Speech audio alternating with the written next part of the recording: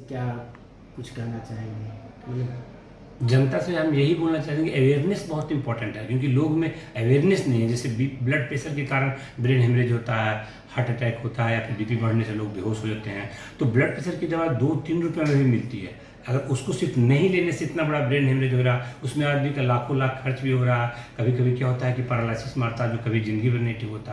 कुछ परसेंट आदमी को जान भी चला जाता। तो हम यही बोलते हैं कि अगर प्राइवेट क्लिनिक में नहीं भी हैं तो सरकारी भी है, पावापुरी है, सदर अस्पताल में जाके अपना बीपी चेक कराएं, और जिनको शुगर है वो रेगुलर बेसिस पे शुगर चेक कराएं और फॉलोअप में रहें।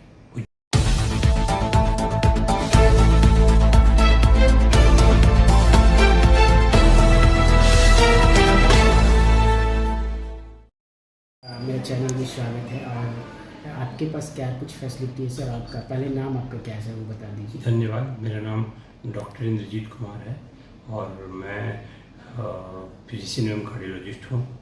और मेरा कुमार हॉस्पिटल, डॉक्टर्स कॉलोनी, खंदक पर, बिहार शरीफ में स्थित है। इस हॉस्पिटल में आईपीडी ओपीडी तो है ही, आईसीयू भी है, वेंटिलेटर भी है, ओटी भी है। मेरी मैडम ओटी भी देखती है, मेरी मैडम गायनी का देखती है। और हम यहाँ पे कार्डियोलॉजिस्ट के लिए कि रिलेटिवली इको होता है, जो हार्ट का जो भी स्ट्रक्चर है, हार्ट अटैक होता है उसमें बहुत इंपॉर्टेंट होता है उसका। ईसीजी होता है।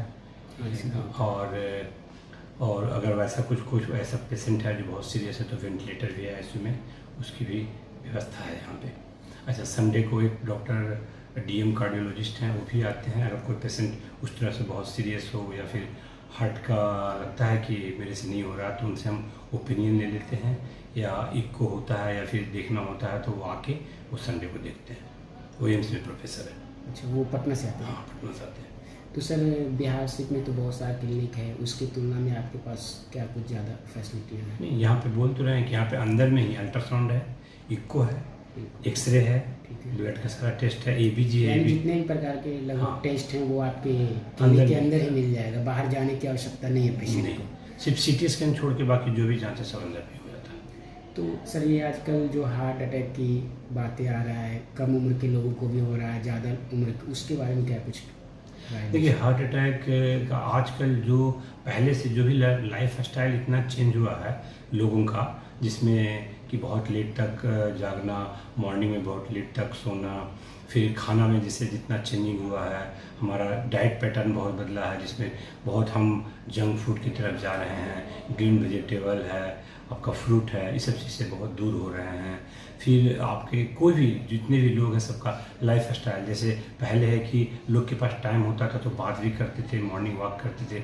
आजकल लोग के पास टाइम नहीं है और स्ट्रेस बहुत ज़्यादा है। जितने भी लोग हैं जो जॉब कर रहे हैं, जो भी, या फिर अपना प्राइवेट जॉब में ही है, सब इतना व्यस्त हैं कि अपने शरीर को देखने के लिए टाइम नहीं है। शुरू में लोग क्या होता है कि अपना सारा मतलब हेल्थ के प्रति कंसियस नहीं है। ऐसा नहीं कि वो खर्च नहीं कर सकते हैं, लेकिन उनको ये समझ में ही नहीं आ रहा कि आखिर हमको क्या करना चाहिए, क्या नहीं करना चाहिए, किस समय करना चाहिए। हाँ, मॉर्निंग में। और बिल्कुल टेक्नोलॉजी से वो घिर चुके हैं, जिसके वजह उसी में फंसे रह जाते हैं। हाँ, जैसे अब जो जॉब करते हैं, जितने भी कंप्यूटर साइंस में है, कंप्यूटर का इतना ज़्यादा यूज है, तो उसमें जो भी काम करते हैं इस तरह से, तो कंप्यूटर पे इतना वर्क लोड पड़ जाता है कि रात को 8 बजे तक भी ख़त्म नहीं होता। तो फिर खाना खाने के बाद भी वो 12 बजे तक लोड लेते हैं, काम करते हैं, पूरा जितना भी रिस्पॉन्सिबिलिटी सब करते हैं।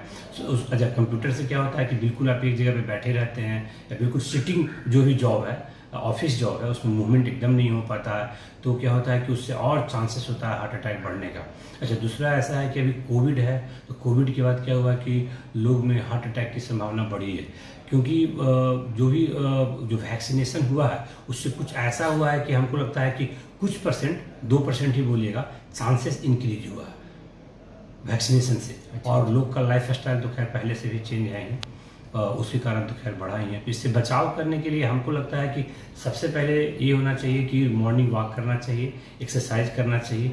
इतना करना चाहिए, कम से कम एक सप्ताह में 5 दिन जरूर करना चाहिए, 30 मिनट का होना चाहिए। उस वॉक में कम से कम पसीना आना चाहिए लोग को। योगा है आजकल इतना हर जगह पे योगा हो गया है, योगा के बारे में सब कुछ जानते हैं। अगर 15-20 मिनट भी करें तब भी उससे फ़ायदा है। डाइट पैटर्न में है, आप ग्रीन वेजिटेबल है, फ्रूट है, फ्रेश फ्रूट खाते हैं तो उससे भी फ़ायदा होता है। लेकिन अब क्या है, लोग का पैटर्न है कि नहीं, ज़्यादा नॉनवेज है, ज़्यादा फास्ट फूड है, ज़्यादा तेल वाला है सामान, ज़्यादा नमक कम खाना चाहिए। इस सब चीज़ से क्या होता है कि अल्कोहल है, स्मोकिंग है, फिर आपका ओबेसिटी है, हाँ, फिर मेल पैटर्न है, आप नींद नहीं आना है, बहुत सब डिजीज जैसे ब्लड प्रेशर, शुगर है और किडनी प्रॉब्लम है, इस सब के पेशेंट में चांसेस ऑफ हार्ट अटैक 50% से ज़्यादा इंक्रीज कर जाता है।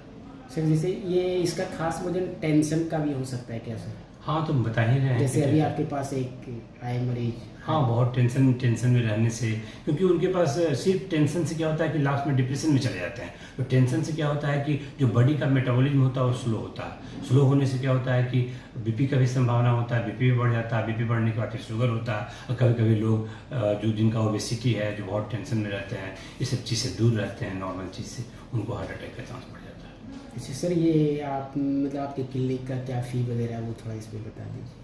फ़ी हम लोग कम ऐसा नहीं है, बहुत है, बाकी तो वैसे नॉर्मल फी, ओपीडी फी 500 है, इमरजेंसी में 1000 रखते हैं। लेकिन मेरा सबसे इम्पोर्टेंट ये पर्पस है, अभी एक लेडी आई थी, देखिए आपको हम दिखा देते हैं। तो मेन पर्पस हमारा ये रहता है कि नहीं, कोई भी पेशेंट यहाँ से लौट के नहीं जाए। अभी उसका 1000 रुपये फीस लिखा था, उसको हम 500 रुपये कर दिए, ठीक है।